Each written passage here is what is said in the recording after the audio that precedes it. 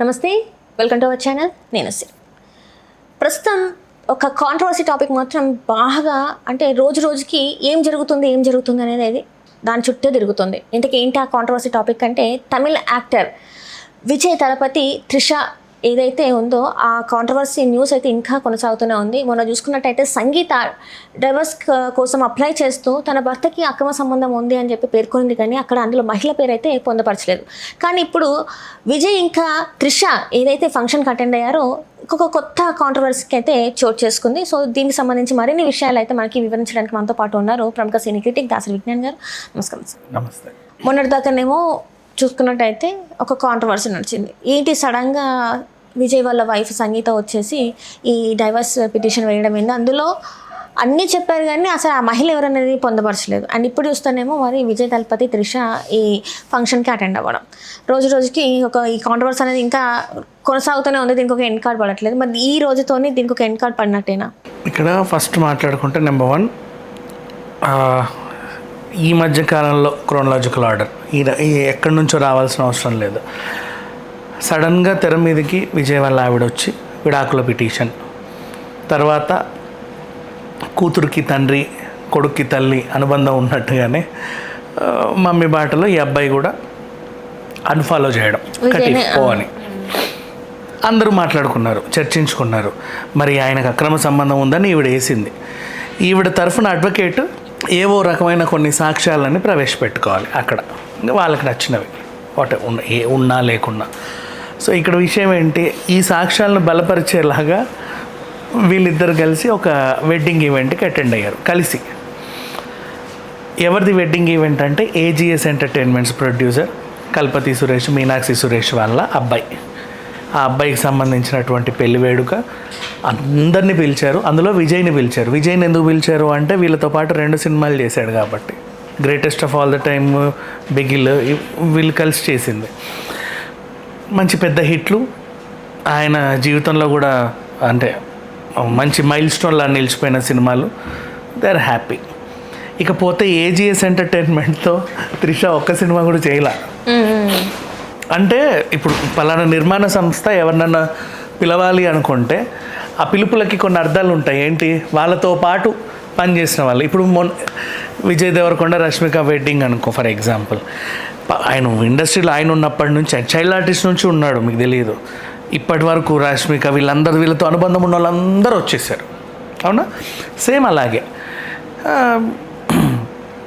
వీళ్ళు కూడా ఒక నిర్మాణ సంస్థకు సంబంధించినటువంటి ఈవెంట్ ఇది. ఆ నిర్మాణ సంస్థలో ఇప్పటివరకు పనిచేసిన హీరోలు, హీరోయిన్లు, సాంకేతిక నిపుణులు, దర్శకులు అందరినీ సకుటుంబ సపరివార సమేతంగా రండి అని పిలుస్తారు. అంటే వీళ్ళు నాతో నువ్వే పనిచేసావు, నీతో పాటు నువ్వు కుటుంబ సమేతంగా రావాలి. ఇక్కడ జరిగింది ఏంటి, విజయ్ కుటుంబ సమేతంగా వచ్చేసినైతే లేదు, ఎందుకంటే రీసెంట్లీ విడాకులు ఇవన్నీ వ్యవహారాలు ఉన్నాయి కాబట్టి. అండ్ లేదు, ఒకవేళ త్రిష గారికి ఆహ్వానం వచ్చి విజయ్కి ఆహ్వానం వస్తే ఆయన కార్లో ఆయన, ఈవిడ కార్లో వీళ్ళు కూడా వెళ్ళొచ్చు, ఓకేనా? అండ్ నౌ అందరూ కూడా ఏం మాట్లాడుతున్నారంటే ఇలా తిరిగేస్తున్నారు, రేపు వాళ్ళకి స్ట్రాంగ్ ఎవిడెన్స్ ఉంటుంది చూడండి అని చెప్తారు కోర్టులో. రేపు కోర్టు విడాకులు మంజూరు చేసి ఈయనకి ఏదైనా శిక్ష చేస్తే అసలు ఏంటి, ఎలక్షన్ ముందు తెల్లారితే ఎలక్షన్స్ అది ఇది అని చెప్పి మొత్తం చొక్కాలు దించేసుకుంటున్నారు ఒక్కొక్కరు. ఇప్పుడు మనం అసలు విషయం మాట్లాడుకుంటే విజయ్తో త్రిష వెళ్తే తప్పేంటి? ఎందుకంటే ఆల్రెడీ ఇలాంటి రూమర్స్ ఉన్నాయి కాబట్టి. ఆఫ్ కోర్స్ ఉంటాయి. ఎందుకు నువ్వు మాట్లాడుకుంటున్నావు, నీ ఇష్టం అది, నువ్వు మాట్లాడుకో. మా ఇష్టం, మేము వెళ్తాం. నిన్నెవడు మాట్లాడుకోమన్నాడు? నువ్వు మాట్లాడుకున్నంత మాత్రాన మేము మా జీవితంలో మార్పులు చేర్పులు ఎందుకు చేసుకోవాలి? నా మంచి స్నేహితురాలి నేను ఎందుకు వదులుకోవాలి? అంటే భార్యను వదిలేసుకున్నంత గొప్ప స్నేహితురాలు అతను. భార్యకి స్నేహితురాలకి మనం సంబంధం ఎప్పుడు పెట్టకూడదు. భార్య, స్నేహితులే. స్నేహితురాలు ఎంతమంది అయినా ఉండొచ్చు. Friendship, organic friendship. అది భార్య స్నేహితులతో కూడా వీళ్ళు ఫ్రెండ్షిప్ చేసుకోవచ్చు. భర్తకి ఉండొచ్చు, ఆ కాలనీలలో ఉండొచ్చు, గేటెడ్ కమ్యూనిటీలో ఉంటే అక్కడ ఉండొచ్చు, సినీ పరిశ్రమలో ఉంటే అక్కడ ఉండొచ్చు, బయట ప్రైవేట్ ఉద్యోగం చేస్తే అక్కడ ఉండొచ్చు. ఒక మహిళ అయినంత మాత్రాన స్నేహితులుగా ఉండకూడదనే రూల్ అయితే లేదు. నెక్స్ట్, లీగల్గా వీళ్ళు వెళ్తే ఏమైనా ఉంటుందా? మా భార్యను వదిలేసి ఆవిడతో వెళ్ళారు అంటే లీగల్గా అడ్వకేట్ అది పెడితే వీళ్ళ అడ్వకేట్ ఇలా కూడా కొట్లాడతాడు. సుప్రీంకోర్టే చెప్పింది, వయసు వచ్చిన అబ్బాయి అమ్మాయి కలిసి మీరు ఎక్కడికైనా వెళ్ళొచ్చు అని. వాళ్ళు వెళ్ళింది ఫంక్షన్కి, వాళ్ళు హనీమూన్ ట్రిప్కి వెళ్ళలేదు, వాళ్ళు ఏమి హాఫ్ ఆఫ్ నేకెడ్ డ్రెస్లు వేసుకొని పబ్కి వెళ్ళలేదు, ఇంకెక్కడికో వెళ్ళలేదు, కలిసి హోటల్ రూమ్లకు కూడా వెళ్ళలేదు. ఇన్ కేస్ ఒకవేళ నువ్వేమన్నా అనాలనుకున్నా, అందరి ముందు, వేలాది కెమెరాల ముందు, వేలాది జనాల ముందు, అంత పెద్ద మీడియా ముందు చాలా దర్జాగా హుందాగా ఒక వెడ్డింగ్ ఈవెంట్కి అటెండ్ అయ్యి అందరికీ ఫోటోగ్రాఫ్స్ ఇచ్చాడు. అండ్ నౌ ఇప్పుడు మళ్ళీ మరి ఇంత జరిగితే ఆయన పర్సనల్ సెక్యూరిటీ గార్డ్ ఎందుకు అలాంటి మెసేజ్ పెట్టాడు అని ఆయన ఇన్స్టాగ్రామ్లో అన్ని నోర్లకి మూతపడే సమయం ఆసన్నమైంది అన్నట్లుగా ఆయన ఏదో పెట్టాడు.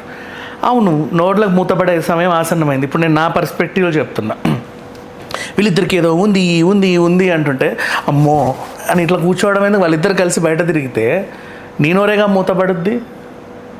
మూతపడుద్ది నోరు హ్యాపీగా. నువ్వు ఇంకా సింపుల్గా సినిమాటిక్గా చెప్పాలి అంటే మహానటి తీసుకుందాం ఫర్ ఎగ్జాంపుల్.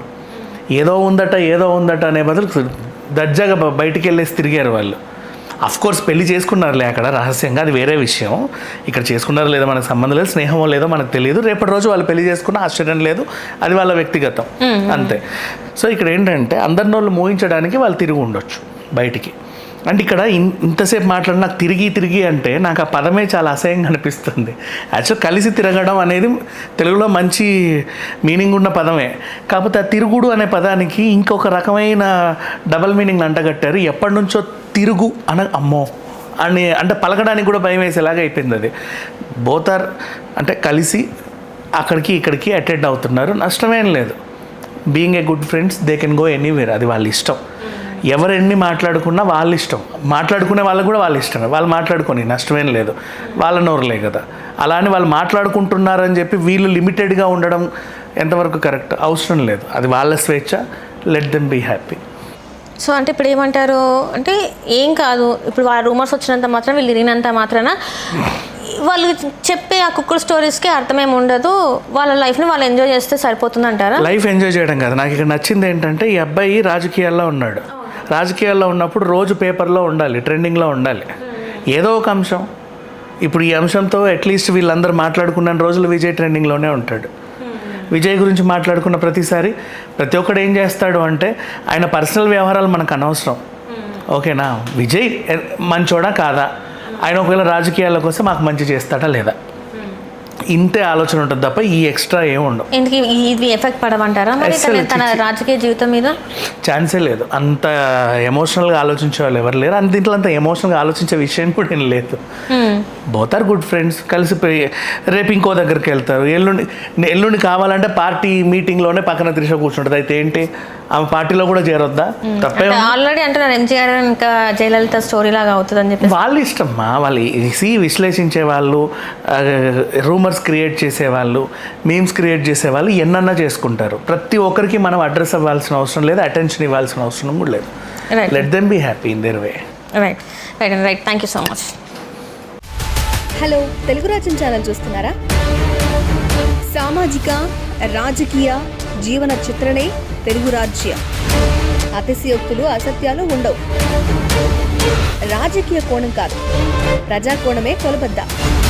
తెలుగు రాజ్యం వీక్షణ మీ ఉత్తమ అభిరుచికి నిదర్శనం.